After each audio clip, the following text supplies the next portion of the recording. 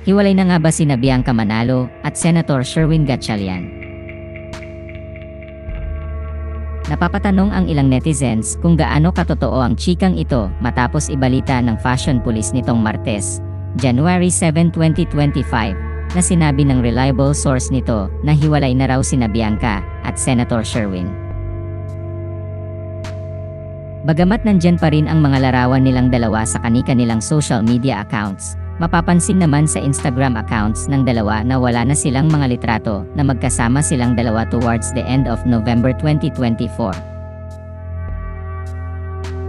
Ang huling post na magkasama sila ay noong November 10, 2024.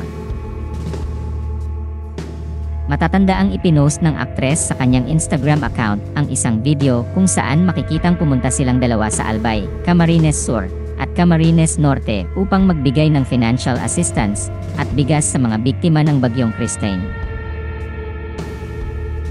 Sa kaparehong petsa ay ipinost ng senador ang mga litratong kuha mula sa pagpunta nila sa mga lugar na iyon. Walang natanggap na birthday greeting si Bianca mula kay Senator Sherwin, at hindi rin sila nagpicture na magkasama sila sa karawan niya noong November 28, 2024. Ipinost niya sa kanyang social media account ang isang video kung saan makikitang ipinagdiwang niya ang kanyang 38th birthday kasama ang kanyang pamilya. Ibinahagi ng aktres sa kanyang Instagram account noong November 29, 2024 ang litrato ni Little Bianca at sinabi niya sa caption ng kanyang post na, "Don't worry, Little Biang. You're going to be okay."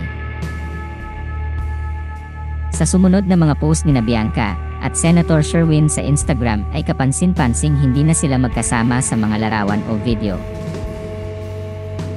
Ang huling post ni Bianca sa kanyang Instagram account ay noong January 3, 2025 kung saan ibinahagi niya ang tungkol sa last day niya sa Tokyo, Japan bago bumalik sa Pilipinas, habang ang huling post ni Senator Sherwin sa kanyang Instagram account ay noong January 3 kung saan ipinost niya ang litrato ng kanyang 3 aso.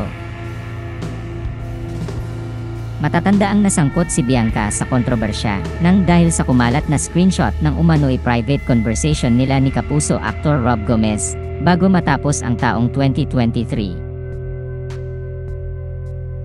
Sa ngayon ay hindi pa naglalabas ng pahayag sina Bianca Manalo at Senator Sherwin Gatchalian upang kumpirmahin o pabulaanan ang chikang hiwalay na raw silang dalawa.